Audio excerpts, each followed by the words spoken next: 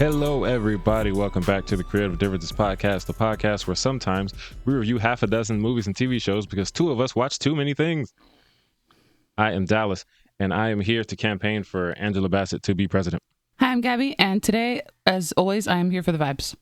I'm Cassie, and I support Angela Bassett for president because I'm going to lose my job, and I feel like she would give me decent health care. Ooh. And I'm Demi, and I forgot to rinse my sinuses before we started recording, so I probably sound extremely nasal and congested, but hey, it's annoying me more than it's annoying you. Welcome to another episode of the Creative Differences Podcast, your one-stop shop for movie reviews, Fancast Fridays, Throwback Thursdays, and a number of other pop culture-related items. Today, we are reviewing entirely too many things, because as Dallas said, me and him watch entirely too many things. Today, we will be reviewing Mission Impossible, The Final Reckoning, Lilo and Stitch, Fountain of Youth, The Studio, Andor, and Sirens. Yes. Will we do anything else outside of that? I can't promise that. Ooh, probably not. Let's see what happens. Yeah, before we get into the episode, please like, share, and subscribe because I've conditioned myself to say that every episode, even though it doesn't really work. Optimism. Call and response. Yeah. I call We call. Respond, or you don't. And they're responding in some way, just not the way that we want them to. All right, let's kick this off because, of course, the day that we have too many things to review is the day that we also have a time crunch. So, yeah. Love that for us. We're going to start off with Disney's live-action remake of Lilo and Stitch. It's directed by Dean Fleischer Camp. It's written by Chris, I hope to God I pronounced this name right, Kalani Bright, and Mike Van Wees. And it stars Maya Kealoha, Sydney Elizabeth Odugang, Chris Sanders, Zach Galifianakis, Billy Magnuson, Courtney B. Vance, Amy Hill, Tia Carrere, Kaipo Duduat, I hope that's how you pronounce his last name, and Hannah Waddingham. And the IMDb summary is a lonely Hawaiian girl befriends a runaway alien helping to mend her fragmented family. Yep, if you've seen Lilo and Stitch, you probably know the story.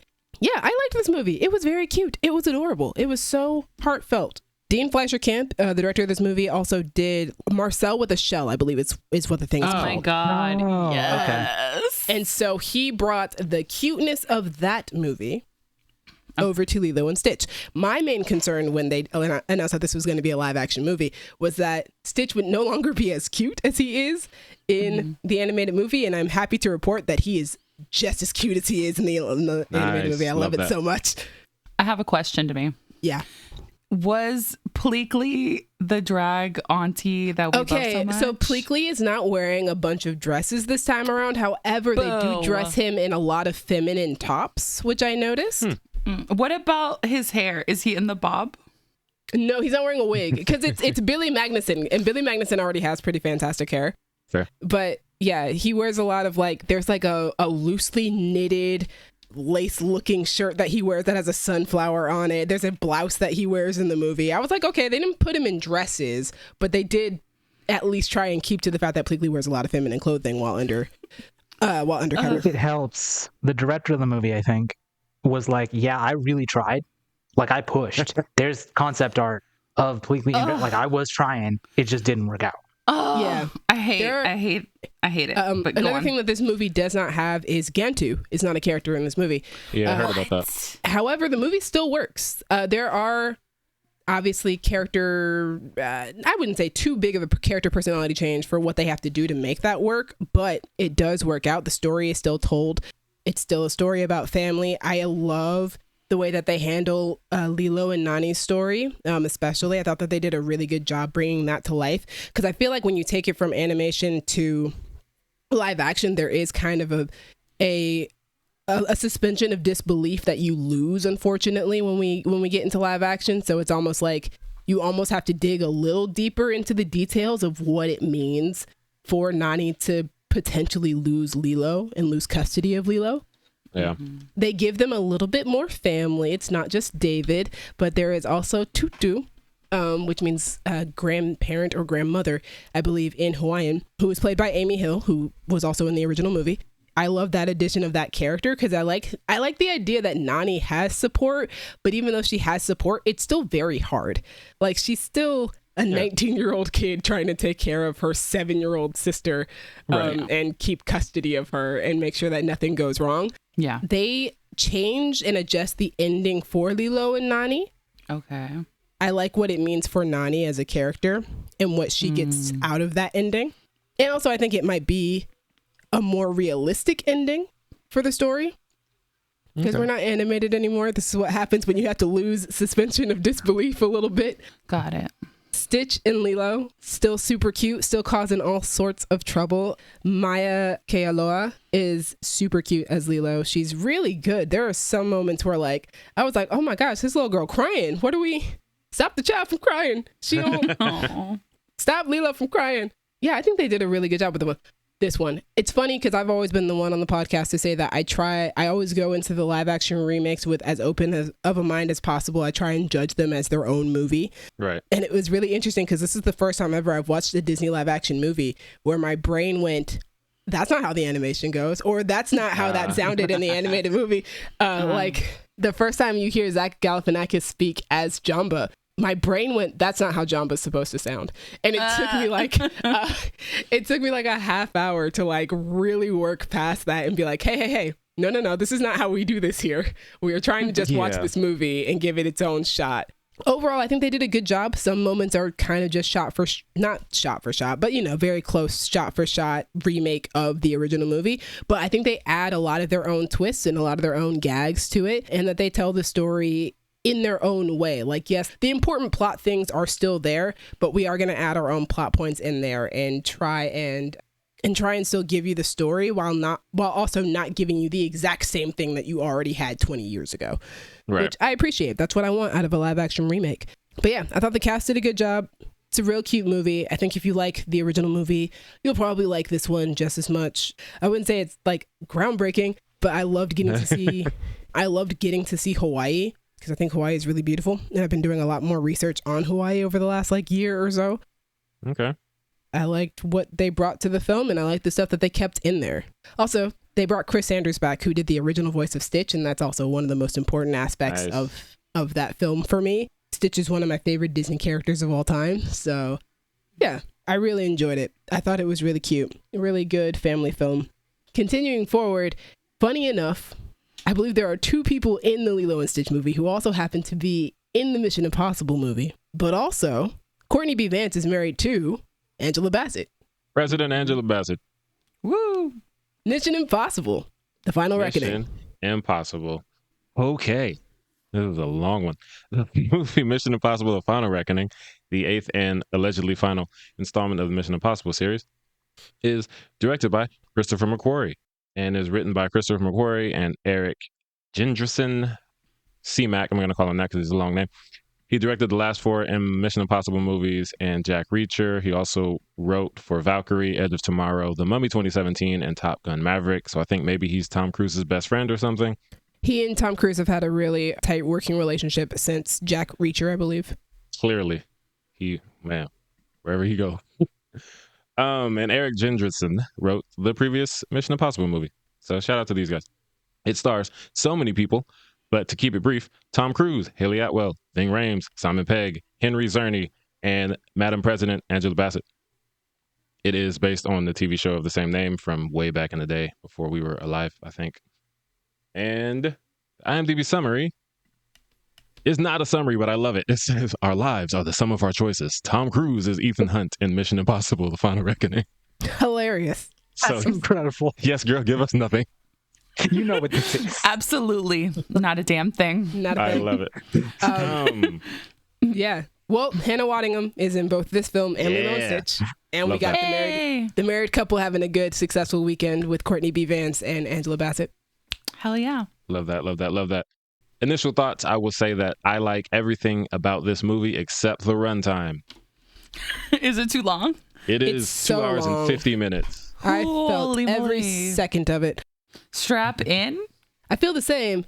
Even though this is on the lower end for me of Mission Impossible films, I still enjoyed everything. I also feel like a big part of the long runtime is how much tension and suspense they build in some of these sequences.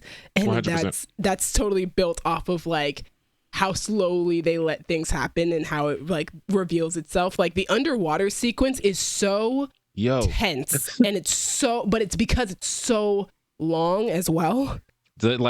I was gonna say they do a great job of building tension. That they build that is Tom Cruise gonna die tension. Yeah, even though I know he's not.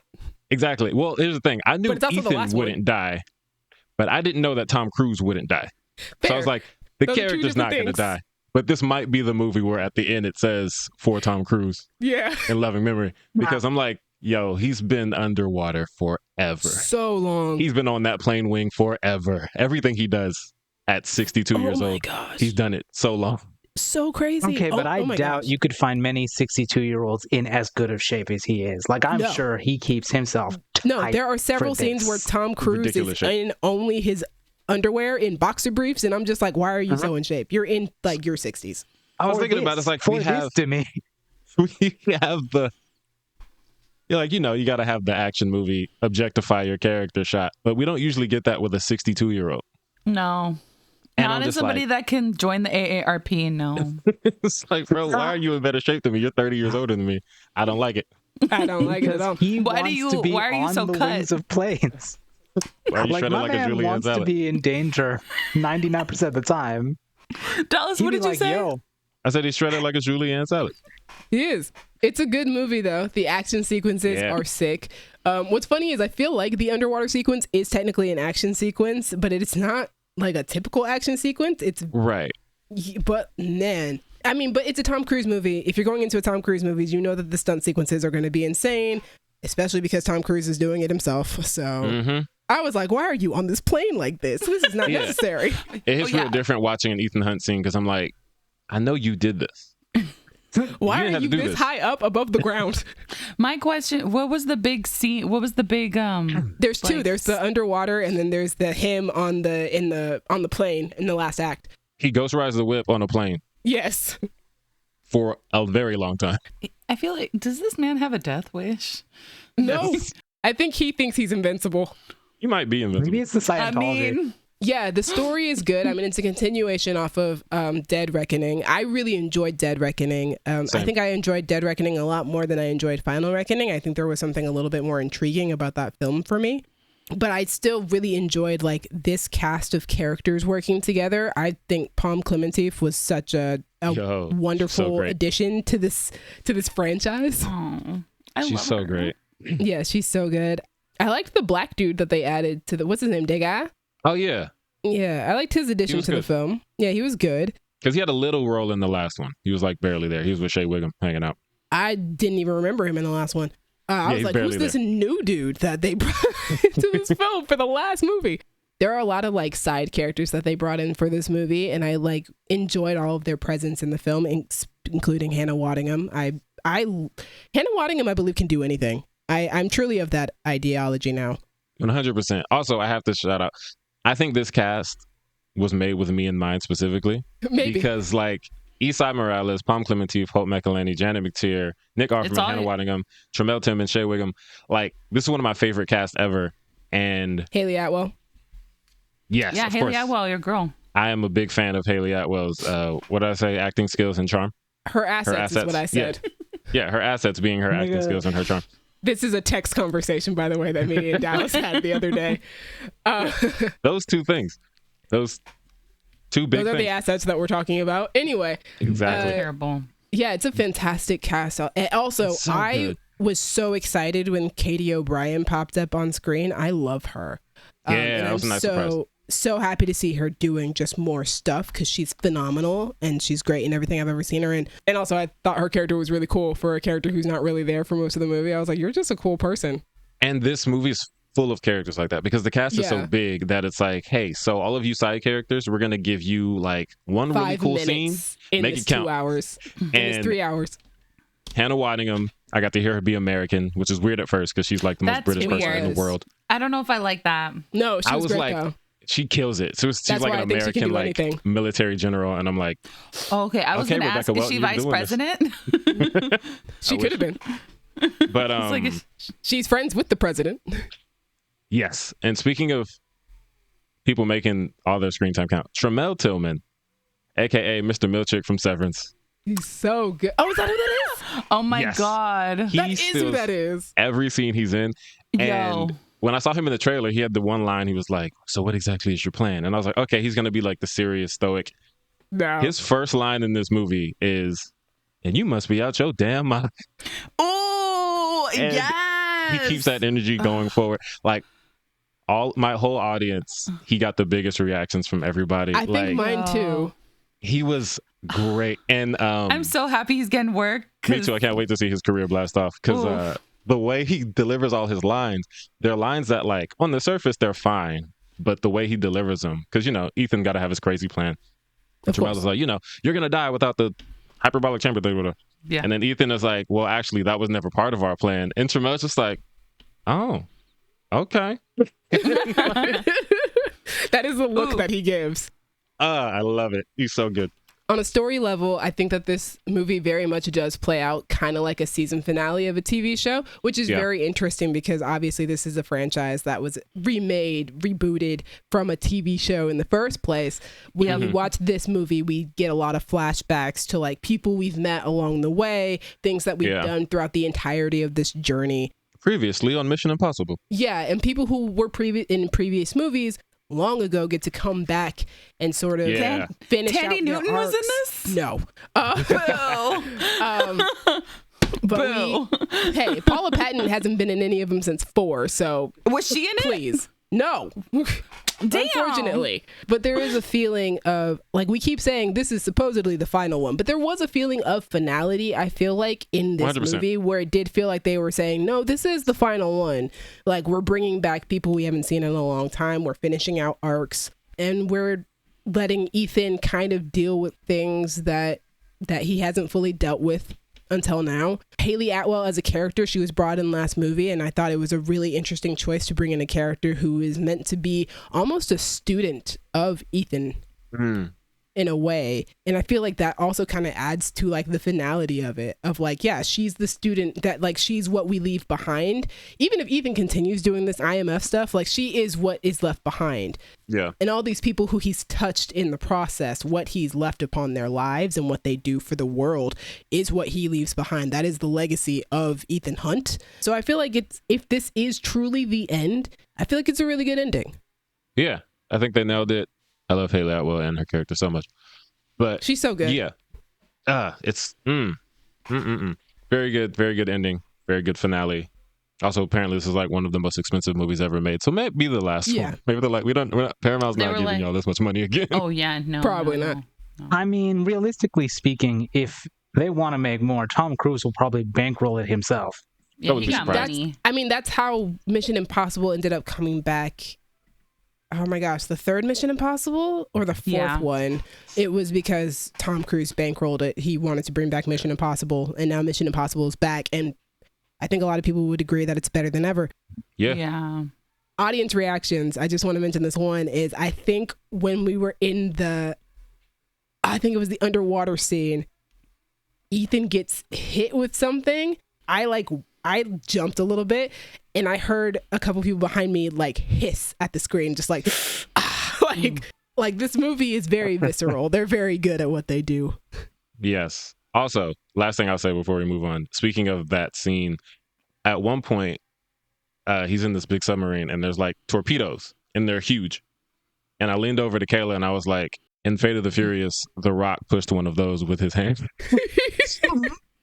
These are two very different types of action movies. I was just like, oh God, The Rock. He's great. You know what I love? I love that those are two action series, though, that kind of had a reemergence around the same time. Interesting. Yeah, they did. They very much had their like reboot era in the same time period, and now they are like two of the biggest action franchises that you could possibly be a part of. And I think they also speak to like the direction that action movies have taken, right? Like the different avenues that you can go. You can go super serious in the way that Mission Impossible has, where we kind of take the physics a little seriously, or you can go in the super ridiculous, super powered, superhero-esque way that Fast and Furious has. And both of those work for the modern audience. And I think they both have done a brilliant job in kind of rebranding themselves as a franchise. Yeah, I dig it. And that is, to me, being a film nerd. Let's move on to Fountain of Youth, another action film. It is directed by Guy Ritchie. It is written by James Vanderbilt. And it stars John Krasinski, Natalie Portman, Asa Gonzalez, Domhnall Gleeson, Arian Moayed, Blas Alonso, Carmen Ejogo and Stanley Tucci for one scene. Dope cast. The IMDb summary is, two estranged siblings join forces to seek the legendary Fountain of Youth. Using historical clues, they embark on an epic quest filled with adventure. If successful, the mythical fountain could grant them immortality. All right. I'm sorry. Laz Alonso? Who else is in this? That guy sounds amazing. I was watching the movie and I did go, wait, Laz Alonso's in this? Wait, Carmen Ejogo's in this? What is happening? I don't remember them being in the trailer. I'm sorry. Yeah. Also, like, they're not anywhere near the poster. They aren't, but they're also very supporting characters. They are part of the treasure hunting team. Okay. Yeah, this movie was cool. I did not like this movie as much as I wanted to love it. Okay. But I enjoyed it. It is also partially what I expected it to be. It is very much a movie that is trying to be like The Mummy, like Indiana Jones, those types of movies. And I think it succeeds in certain aspects of that. But yeah, for me, I think the third act is the best part of the movie. I thought that they did such an excellent job with once we finally get to the treasure, like, what's the thing? Like, you can never really take the treasure with you, right? That's kind of always what happens in these treasure hunting movies. So what's the thing that's going to stop them from actually partaking in the Fountain of Youth, right? And I think that they did such a great job with that. I think the lore in this movie is so good. I love an adventure film that's got some real fun, like, let's play with history, let's play with lore, let's make up some myths for our movie that are based on reality. That type of stuff I really, really love, and I thought that this movie did a fantastic job with that. I do really like this cast. There was a point in the movie, though, it is my Letterboxd review, where I was like, so when are we going to get the movie that is about the secret ancient society run by predominantly people of color who are constantly trying to stop these people from finding these treasures? You've always got like an Ardith Bay type character. Oded Fehr's character from The Mummy. Ardith Bay. In this movie, it's Asa Gonzalez's Esme, right? Like, she's following them around the world trying to stop them from getting to this treasure because they know that these treasures are not meant to be found, that humanity cannot handle these treasures. Yeah, don't touch this. Don't touch them. And every single time the white treasure hunters gotta go find it, and then they have to learn through experience that, no, we should have never touched that thing. When you could have just listened to the people of color secret organization who was telling you, no, don't touch the thing. It belongs in the museum.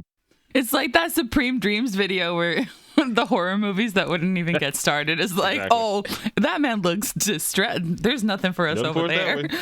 I so badly want a movie from that character's perspective of constantly trying to go out. Like, I would have watched this movie from Asa Gonzalez's character's perspective of like chasing after these people and being like, stop it. Stop trying to, and I'm going to kill you if I have to stop you from doing this because you're going to destroy the world by doing this. Like, stop doing the thing. Somebody write that movie, or maybe I need to be the one to write that movie. I think you should write that movie. That sounds like a great movie. It's a great concept. Was the Fountain of Youth like a person? No. It's legitimately. We're not doing that. Like, in my head, I was like, it's gonna be like an immortal person. But yeah, it's a fun movie. I had a fun time watching it. I think like I said, I think the story is like your paint by numbers kind of adventure movie. I really like the lore that is in it, though. I really love the third act. And I mean, yeah, it's a cast that I really enjoy. I haven't seen a lot of John Krasinski's work, to be fair. In my opinion, because I haven't seen a lot of his work, he's giving a lot of Ryan Reynolds-esque style in this movie. Interesting. He feels like a very Ryan Reynolds type of character. And then we've got Natalie Portman playing his sister. I love Natalie Portman. Been a huge fan of Natalie Portman for over 20 years because I'm a Star Wars fan. Right. You know, and I consistently talk about how amazing Asa Gonzalez is. It's not too late to cast her in a superhero movie, as I was thinking during this movie, because she's got some pretty dope action sequences. And I was like, she can still be Catwoman. She can still be Zatanna. There's still a chance, DC. You still have a chance to put her in there somewhere. And I'd like you to do it. There's not enough Laz Alonso and Carmen Ejogo doing... I mean, they're in the movie. Like, they're there. I just feel like there's not enough for them to do, especially since they are part of the team. It feels more like they're kind of there to round out the fact that there is a team. And Laz Alonso does, like, some computer stuff. It's always very much like, hey, do the thing. And then, you know, he does the thing and it's super easy. And that's how... That's how these movies work. I would have liked to know more about those two characters. The history is that they used to work with our two leads' dad, so I would have liked to have learned more about them and stuff like that. But also this movie leaves off in a way that like they could definitely do a sequel if they really want to. Okay. If they continue it, I'll definitely continue watching these movies. I think this movie could have used actually more of Guy Ritchie's style. I think it was missing a lot of that. The action sequences were very Guy Ritchie, but like nice. But like, you know how Guy Ritchie kind of has like a snappy kind of dialogue way? Yes. Like, the movie didn't have that. And I feel like I was missing that throughout the entirety of the movie. That's so weird. I was like, this doesn't have Guy Ritchie's like snappy dialogue flair in it. And I don't know why that was missing. It's a gun, Danny, you know. Yeah, it was missing that type of stuff. And I think that's what the movie really needed. So if they make a sequel, make sure that Guy Ritchie gets a pass at that script, because it was really missing that type of stuff. It was missing that energy. And I think that was why I didn't like it as much as I was hoping to, because I'm a really big Guy Ritchie fan. But I like Guy Ritchie's style. Speaking of Asa Gonzalez, we're going to talk about the woman who also looks a lot like her, Adria Arjona, who is in Andor, which is, oh God, magic. God, like, God, it's one of the greatest things I've seen this year. Andor, created by Tony Gilroy, and it stars Diego Luna, Adria Arjona, Stellan Skarsgård, Denise Go, who I discovered is Yennefer in the Witcher video games, and that blew my mind. Yo, 10 out of 10. 10 out of 10. Kyle Soller, Genevieve O'Reilly, Elizabeth Dulau, who, shout out to her, came and killed this season, and Faye Marseille. And the IMDb summary is, in an era filled with danger, deception, and intrigue, Cassian Andor embarks on a path that is destined to turn him into a rebel hero. Yep. Hell yeah. Hell yeah. Dude, this is some of the best Star Wars ever. Most people will say it is the best Star Wars ever. It is some of the best TV ever right now. And it is such an anti-fascist show, and it does such a great job with its storytelling. Season 1 was very much about like the spark of rebellion, what causes people to rebel, what makes them decide to take up the path and take up the arms to start a revolution or be involved in a revolution. I think season 2 is very much about sacrifice. First off, this show has some of the greatest monologues and speeches ever. There's like 5 of them throughout the entirety of the series, and I might be lowballing, but there was a speech that Stellan Skarsgård's Luthen gave last season, and I'm not going to give the whole speech. I just want to give part of it, because I feel like this is what season 2 has been about. And towards the end of that monologue, he says, "What is my sacrifice? I'm condemned to use the tools of my enemy to defeat them. I burn my decency for someone else's future. I burn my life to make a sunrise that I know I'll never see." And like, that's to me is what season 2 is about. It's about, what are these people that we've gotten to know in season 1? What is their sacrifice? What do they give up in order for this revolution to work, in order for this rebellion to eventually be successful? Because coming into Andor is kind of like going into Rogue One for me, where I know how the story ends. A lot of these people aren't going to live. Like, that's not the case. Yeah. Like, we know how we defeat the Empire. That doesn't happen for a whole 4 films beyond this TV series. So they're not going to win at the end of this TV show. This is literally just about the inception of revolution. And that means a lot of people are going to have to die. And a lot of people are going to get injured. And a lot of people are going to suffer through trauma. We're going to watch a lot of people go through some really hard things. And why are they willing to go through those things? And what makes them continue to go through those things? And it's for them to see a better future. It's for them to make a sunrise that they'll never get to see. And that show is just, it's so good at tackling what it means to be involved in a revolution. And it's so good at tackling like the politics of that, whether it be infighting amongst the rebellion, like amongst like different factions of people who are rebelling, who have disagreements on how we're supposed to fight a revolution. How far do you go? What's your moral line? Like, where do you draw the line for your morality? Because people are going to disagree on that. And like, the first arc of this season is very much about that, in a somewhat funny way, but also in a very serious way, what infighting looks like among the rebellion. But also when you're fighting against a very systematic regime that is all about control and order, like, how do you fight that when you guys can't even get yourselves together, and when you can't even get on the same page? But at the basis of it all, despite being like about these big ideas, it is also very much about these people. These people run and guide us through those ideologies. you know, with Mon Mothma being a politician within the Empire, that means having to give up a lot in order to start a rebellion. When do you leave finally? When are you no longer an inside spy of the government and you just have to leave? The third arc of this show is like some of the best television ever. Season 2, episode 8 was like Les Miserables, like French Revolution type of stuff. Oof. It is intense. It is insane. And then also leading up to that point, we watched the propaganda that is spewed about an entire people, an entire culture that makes it okay for the average person to think, oh, well, they got what they deserved.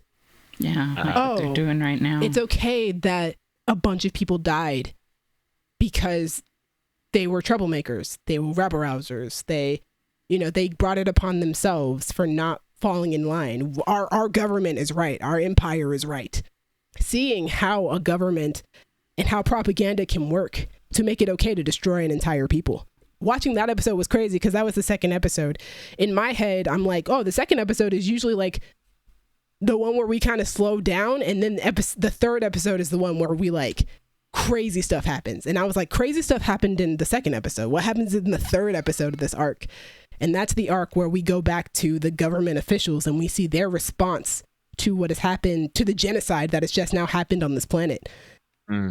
Genevieve O'Reilly playing Mon Mothma gives like one of the greatest speeches that I think is also a very pointed commentary at what's going on in American politics today, in American society. And I'm not going to give the entire speech because I'm out of time already. But the part of her speech that stuck out to me the most was, the distance between what is said and what is known to be true has become an abyss. Of all the things at risk, the loss of an objective reality is perhaps the most dangerous. The death of truth is the ultimate victory of evil. When truth leaves us, when we let it slip away, when it is ripped from our hands, we become vulnerable to the appetite of whatever monster screams the loudest. Yep, that's where we are right now. The writing on this show is insane. It's impeccable. And it's also crazy because when you think about it, when the show was being made, when the show was being written, we weren't in the political place that we are now. We weren't in the position that we are in now. We were getting close to it, but we weren't there. Weren't exactly here. It would have been like a warning of what could have happened if we weren't here. But either way. Now we're here. So Andor has now become something that is a reality that we are currently living in.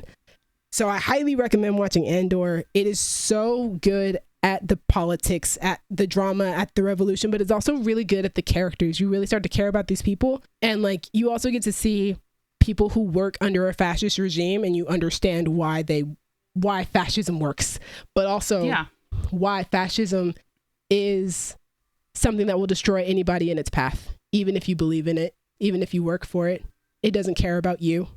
No. You are just something to be used. You are a tool.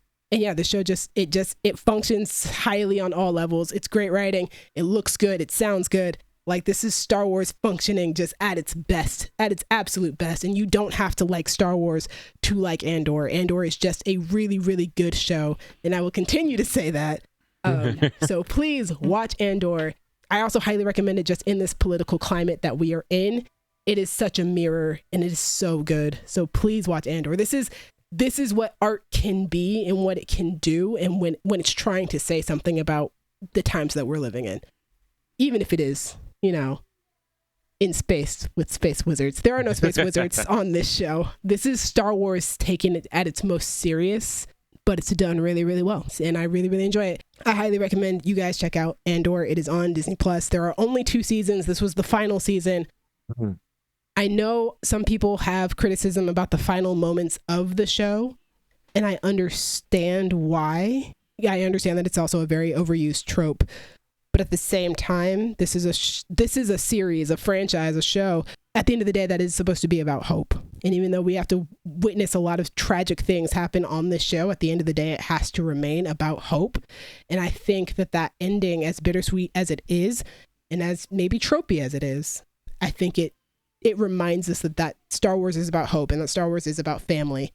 and that at the end of the day, that there is light at the end of the tunnel. So, Andor, please watch. It's so good. So good. And yeah, that's my review of Andor. And it's probably the most review-ish thing that we're going to talk about today. So next up, Dallas, tell us about the studio. Yeah, there's no real good transition from space to Hollywood. So the studio. It is on Apple TV Plus. It is created by Seth Rogen, Evan Goldberg, Alex Gregory, Frida Perez, and Peter Hyuk. I don't know how to say Peter's last name, but it looks like Hyuk, and I like saying it. We continue to say it as fun as possible. It stars Seth Rogen, Catherine O'Hara, Ike Barinholtz, Chase Sui Wonders, and the amazing Catherine Hahn. Hell yeah.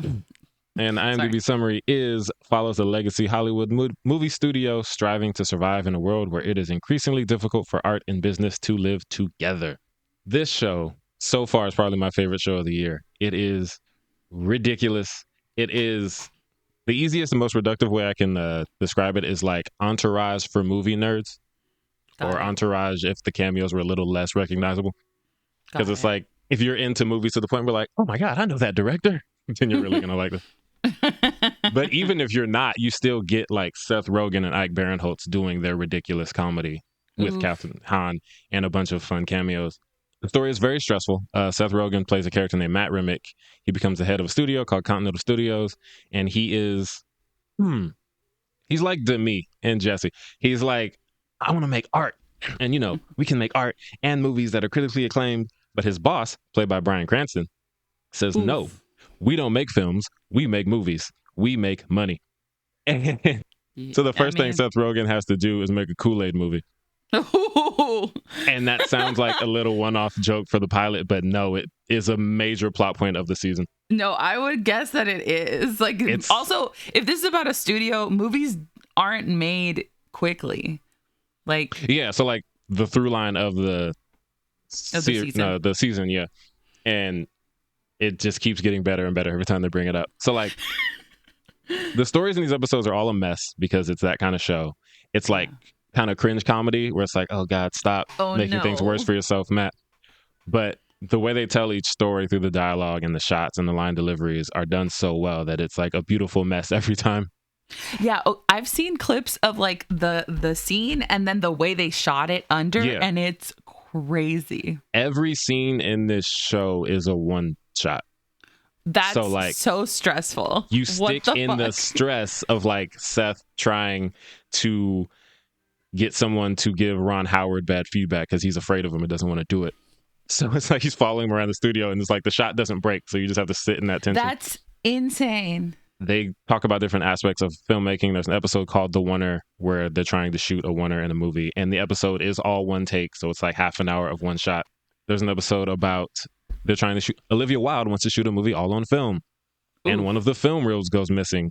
So that one, she's making a film noir, and the episode becomes a film noir about finding the missing film and who took it. That's delightful. And it's so funny because they do like the tropes of a noir where you have the narration where it's like the detective guy is like, and we got to get this film back. But it's Seth Rogen doing that. And Ike Barinholtz is like, no!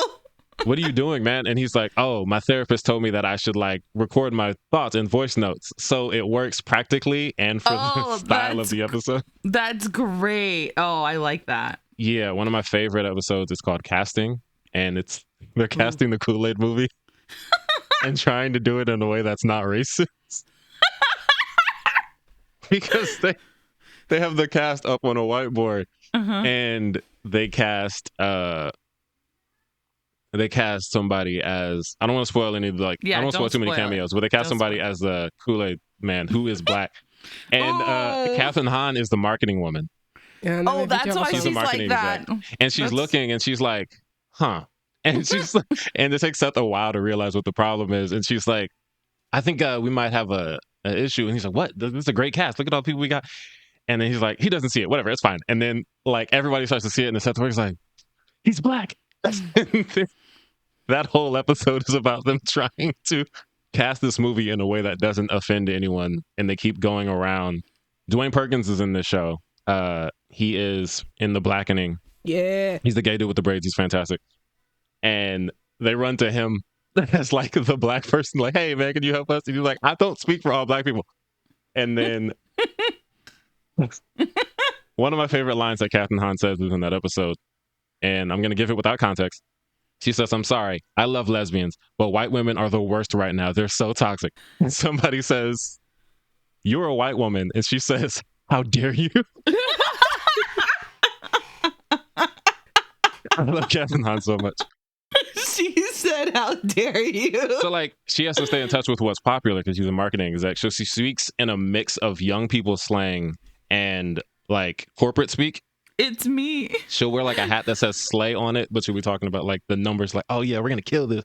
And it's just like, oh, Catherine Hahn, you were the best. Dude, this is like me at work. We had, like, something ridiculous happen. So great. I'll show you guys the text message, but basically they asked me what happened and I explained it like, oh my God. So like super girly pop. And they were like, all right. But yeah, speaking of white women, this is the one of two shows that surprised me with Catherine O'Hara this year. And I love that. She's amazing. Oh, Catherine O'Hara, 10 out of 10. The other one being The Last of Us, which by the time we release this, The Last of Us is probably over. We will review it next time. It's not finished at the time of recording. Yeah. Also, we also have a full deck of things to review. And by we, I mean you. Yeah, but it's amazing. Cameos are amazing. This probably has my favorite Zoe Kravitz performance ever. And I'll just say that and not explain anything about her cameo. But she kills it. That's a very big statement for me. Yeah. Mine is a Catwoman. When I saw her, I was like, Demi, you got to watch this show. But yeah, I know she's on the show. She posts about it, so I just haven't seen it yet. So yeah, I would recommend it for. Oh, there we go. To me, for Gabby, any movie nerd who like is into the industry of movies, but also just like wants to laugh because it's a hilarious look at it.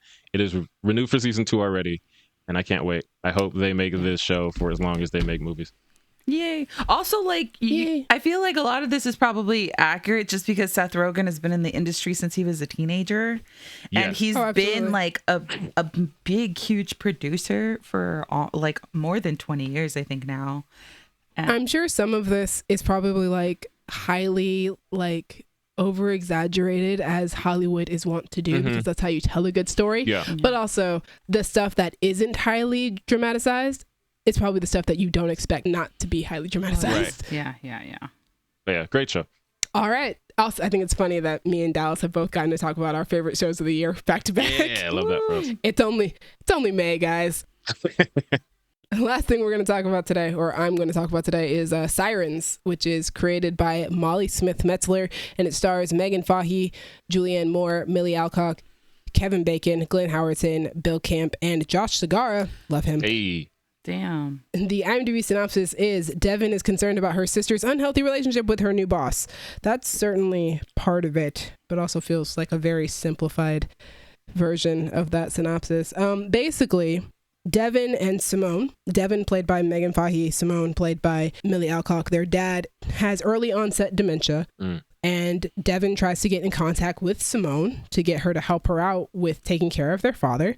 And Simone does not respond to her text messages, but she does send an edible arrangement.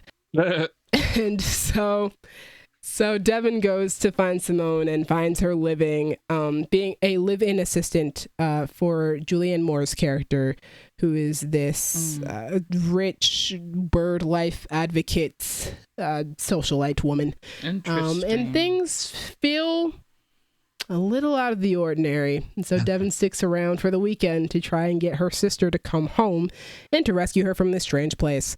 It's a good show. I really enjoyed it. I did not expect it to be as short as it was. I watched like 3 episodes thinking, it's probably like an 8-episode miniseries. I'll watch like 3 today and I'll watch it, some later or whatever. I got through 3 episodes and then later on in the day I was like, I'll watch, the next episode because I'm eating right now. And, whatever. So I put on episode 4. Episode 4 ended and it was like 1 episode left. I was like, what? It's only 5? I was like, all right, fine then. 5 episodes. I will finish the show.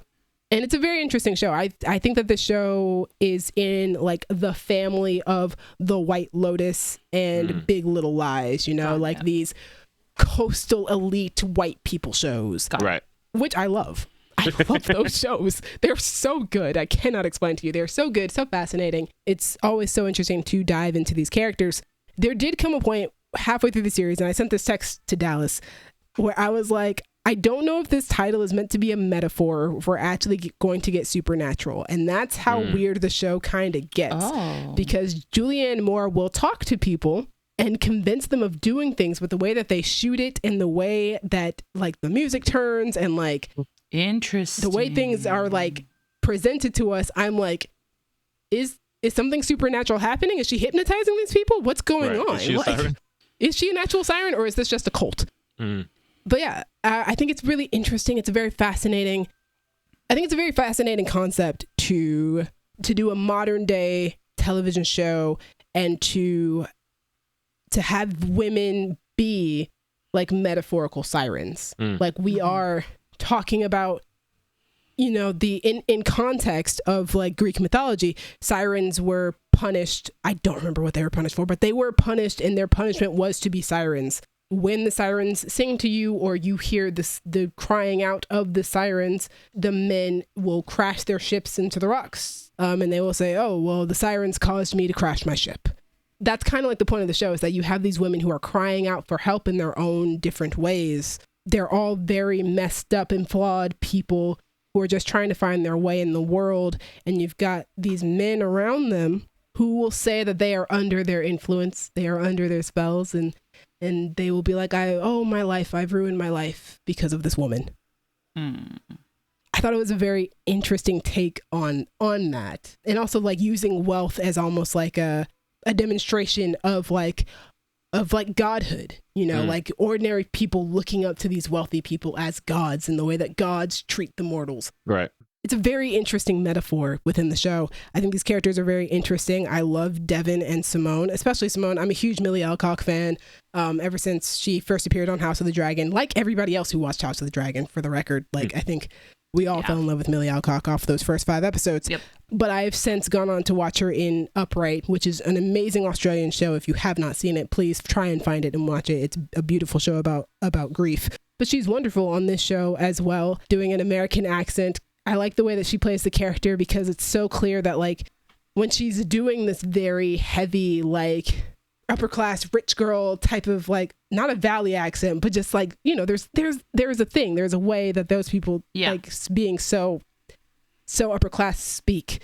And she's giving off this attitude and this energy that very much feels like a facade. It feels very fake. So that then when you see Simone actually break down, when you see her actually in her true self, like she does a good job of playing those 2 different parts of that character. Megan Fahey is amazing. She was great on Funny Enough, The White Lotus, and she's just as great here. She's wonderful. This show made me realize that Julianne Moore has a very uncanny ability to like, Dallas, me, you, and Jesse have talked about actresses who have a natural warmth about them. Yeah. Julianne Moore is an actress who I believe can turn that on and off. She can come across very warm in certain roles, but then I watch her in this and she's so cold. This and like the other movie that she did with Natalie Portman and Charles Melton, just like she has the ability of coming off as either a very warm person or coming off as a very cold person, depending on what the character calls for. And I think that's an immensely useful talent when you're an actor. But yeah, it's an interesting show, and it's a dark comedy as well, so it's pretty funny some of the time if you're into dark comedy, which occasionally I am. But also we found out some really dark things about some of these characters. And also this was also a very interesting experience of rooting for a character's arc to go down a certain path and really wanting that to happen, and then the show not going in that direction and just being like, oh, that hurts, and I really wanted better for you, and I wanted more for you, but like, also I see why you're making the choices that you make, and man, you're a really broken person, and I hope that one day you manage to find your way out of that. But yeah, it's a very interesting show. I enjoyed watching it. I think I need to watch it again. It's only 5 episodes. It's on Netflix. It just came out this past weekend. So yeah, that's Sirens. Nice. Oh, I have to ask, how is Glenn Howerton? Oh, he's so funny. He's playing Millie Alcock's boyfriend on the show, which is so... Oh my gosh, Dallas, the joke I wanted to make was, you remember how Cynthia Erivo, her character on Poker Face, won the Intergenerational Kiss Award? Yeah. Yeah, Millie Alcock would continuously win that award because, dear God, stop putting her in things where the men that are her romantic interests are the age of her father. I was going to say, he's playing her boyfriend. That sounds really creepy.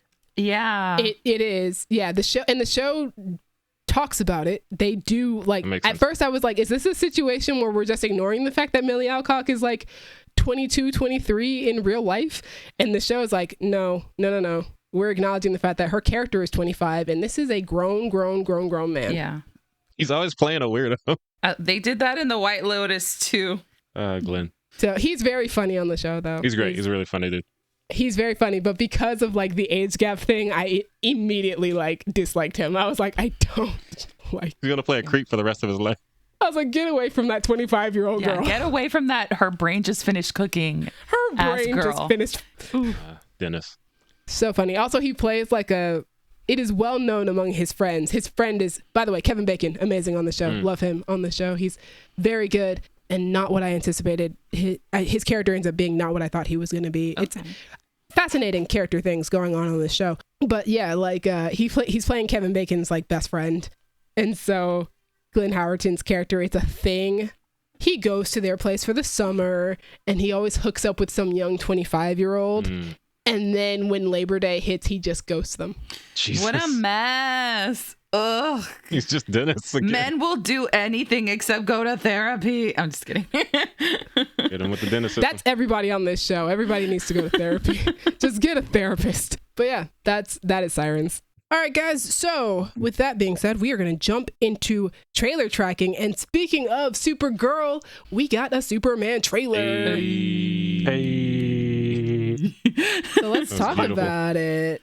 This is, in my opinion, one of the best examples of how to put together a trailer. This trailer is like 3 minutes long, and I still have no idea what this movie's about. Yo, I watched like an hour and 15-minute long like breakdown by somebody who loves Superman, and I still don't know what I think this movie is about. No idea. I feel like if Demi doesn't know, then what hope do the rest of us have? Lex Luthor's in it. Superman's I know you got a dog. There's some stuff. He gonna fly around. Crypto's adorable. Yeah, watching this trailer, I was like, I still have no idea what the plot of this movie is, which is really dope because we've talked before about trailers that like give the story away in the trailer. Yeah. I know thematically what we're definitely going to get into, which was, you know, Superman. I mean, the trailer starts with Superman and Lois having this interview, and Lois very much interrogating his motives and his methods. Hold on, I need to mention how fucking hot it is when she says, "Okay, Superman," and he like sits up and drops the voice. Yo, hello. Yeah, when he puts his I was like, voice on. oh, there he is. There's the real man. It is so hot, and I was like, if I was Lois Lane, I'd be down so bad immediately. After I'm like, I could not conduct this interview. I would not be. I would have to pretend not to care. I saw somebody on Tumblr who was like, Lois, I know you can handle all that, but can I watch? Jesus. For real, goddamn. Ooh. It's like, I was like, whoa. Well. But yo, that scene, first of all, I think that's a beautiful opener to a trailer to really tell us, here's what the movie is about, even though I'm not going to tell you what's going to happen in this movie. We are going to talk about what it means to do good and what it means to let politics and bureaucracy and all that get in the way of doing good and whether or not that matters. Yeah, I mean, I feel like there's like the ethos of it is the like, oh, you know, the Secretary of Defense is like, he's going to investigate your actions. Like, people were going to die. So I had to do so. And it's like, yeah, that feels like Superman. And like, why would I give a heckin' bog about a government that I could just laser dead right quick? Like, now that I feel like. All right, Homelander, relax. Hey, not just Homelander, but what, Invincible, Daddy? Yeah, no, Omni-Man's not a good example. All the bad guys. All the villains. I think it's really good to show, first off, Lois doing her job. This is who she is as a reporter, which was very fitting. I really much enjoyed that. And I like that she challenges him. Yeah, she pushed him. She's not like, haha, yeah, you're my boyfriend, I'm going to go easy. She's like, no, these are actual important things that we need to talk about, because it's not just, oh, you shouldn't be doing good because of, you know, all the logistics of you entering a country illegally. Yeah. The way that the world views you is that you are an American hero and you are representing America by doing this. So it's like, how does Superman extricate himself from having that image put upon him, something that he didn't ask for just because he happens to live in America? He's also putting on red, white, and blue girly pop, like.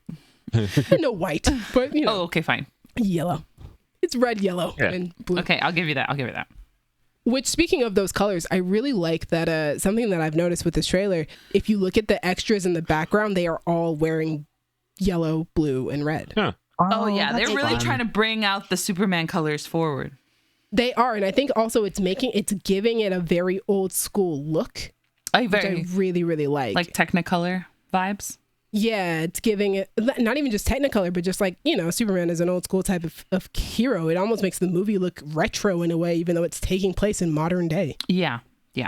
Which is very, very cool.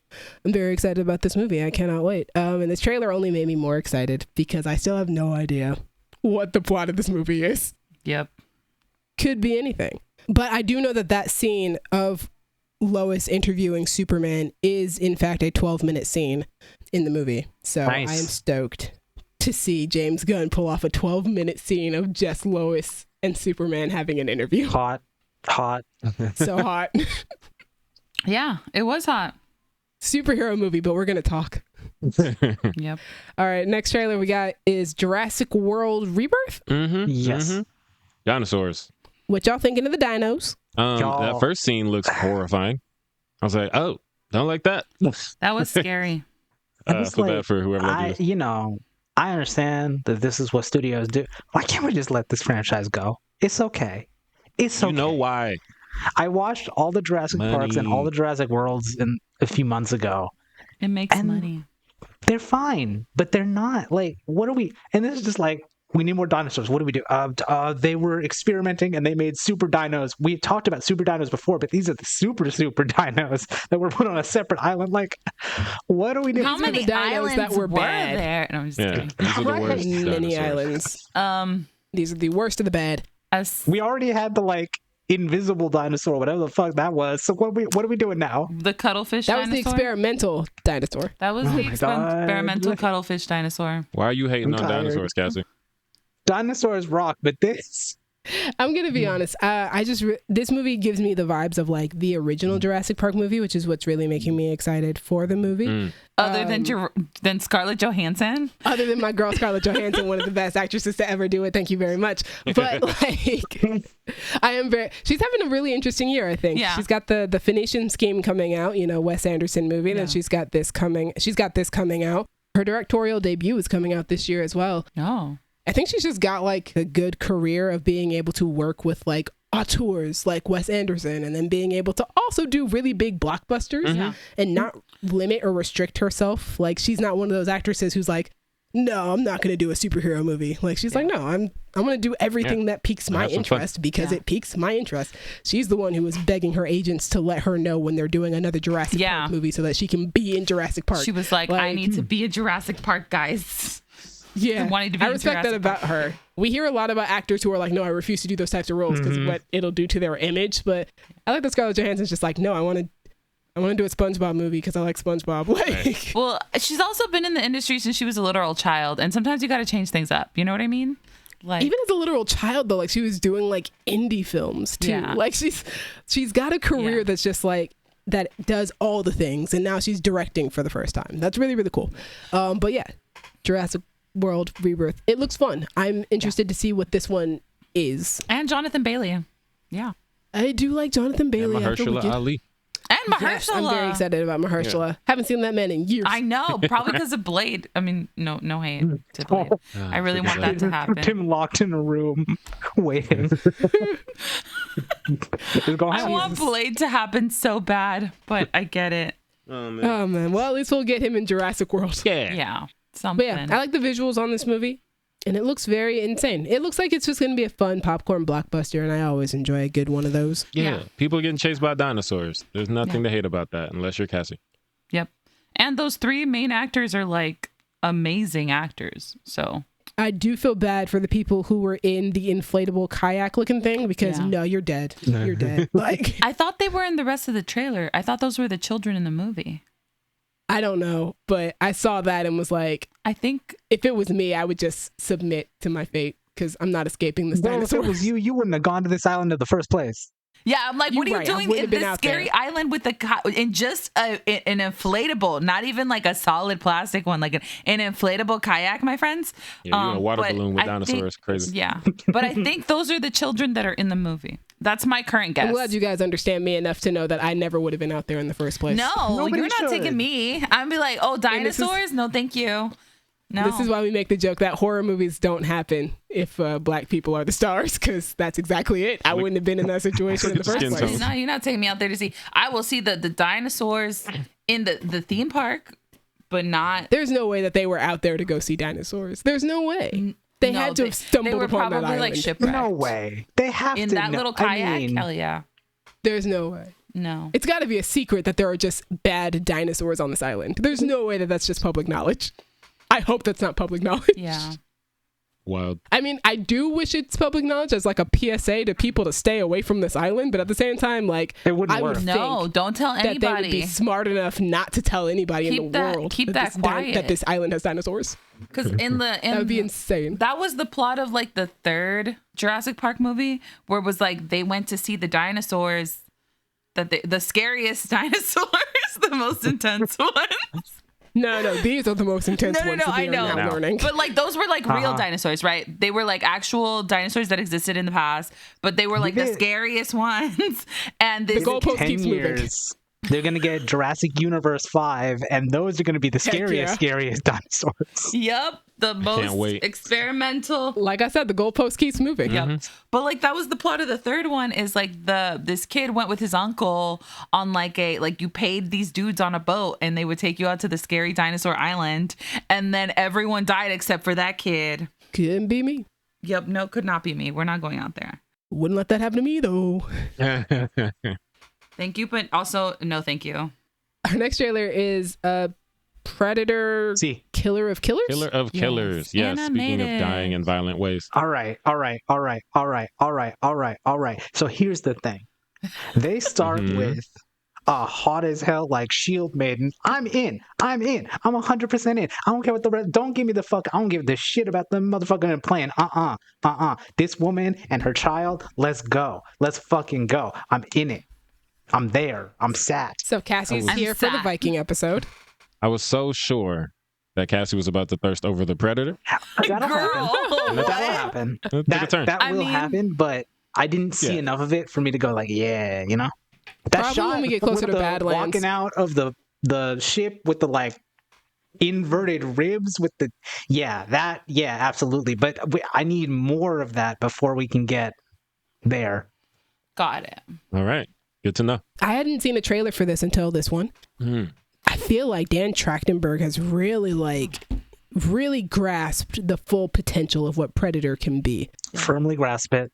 Ever since Prey, it's been like everybody's been like, now I want to see people in different time periods trying to kill predators. And what did Dan Trachtenberg do? He gave us an animated anthology series that is exactly that, with animation that looks similar to Arcane. It is not quite Arcane. Okay. But I was definitely looking at the animation like, oh, this is very similar, but not quite as 3D, I would say. Yeah. But they are doing like the 3D animation with like the painted characters and like having 2D special visual effects of like smoke and stuff like that. Like that is definitely a thing that they're doing. It's very Arcane-like without fully looking like Arcane, and I really like that. Yeah. I knew it was a Netflix show. I was gonna ask if it was between the creators of Arcane or it's a Hulu show. It's this Hulu. This is a Hulu movie. This is not a TV show. Oh, is it a TV? Movie. It's not a TV show? I thought it was a TV show. It was a TV show until I watched this trailer. This is going to be wild. Like, so it's a movie. Okay. Yeah. I'm a little disappointed it's not a TV show. Yeah, I was like, I'll watch this for a few weeks. Yeah, I thought it was I watched this for a couple hours. Going to either be the creators 90 of Blue minutes Eye even. Samurai or Arcane. But so it's Arcane vibes. No, I don't think it's Fortiche. They would have definitely advertised if it was Fortiche. I think Fortiche is too busy working on League of Legends stuff. Got it. To be doing anything else. And they're working on their own feature film right now. So it's definitely not Fortiche's stuff. Got it. But whoever the animation company is, they definitely, like, they're not, I don't think they're trying to emulate Arcane, but I think they are definitely inspired by what Arcane has brought to the animation sphere. Got it. Yeah, we got ninjas fighting predators. I used to pray for times like this, so I'm definitely down. Also, Rick Gonzalez is in this, and I didn't know that, but I love him. Who's that man? Yeah, he's the one in the pilot, right? Reaper. He was in Coach Carter. Oh my God, I love him. He was in Roll Bounce. Yeah, he's great.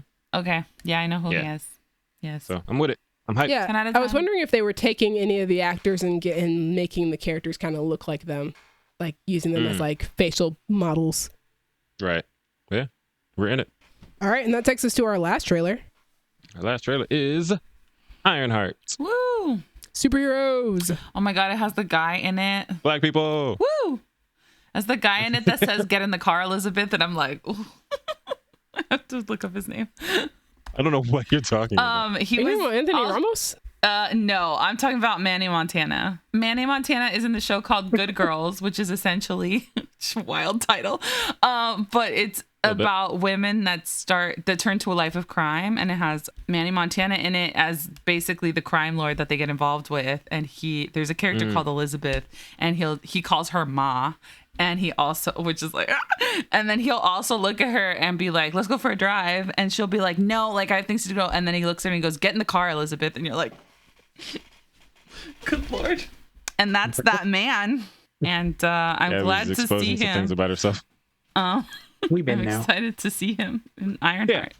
Yeah. We love that for you. It's a very special type of excitement. I always forget that Alden Ehrenreich is in this show until something reminds me, and I'm always re-excited every single time. Yeah, I was like, oh my God, Demi's gonna love this. I was like, this is for Demi. I love Alden. Alden's great. I've known Alden is in this show since he got cast, and I always forget because it's been so long since this show was announced.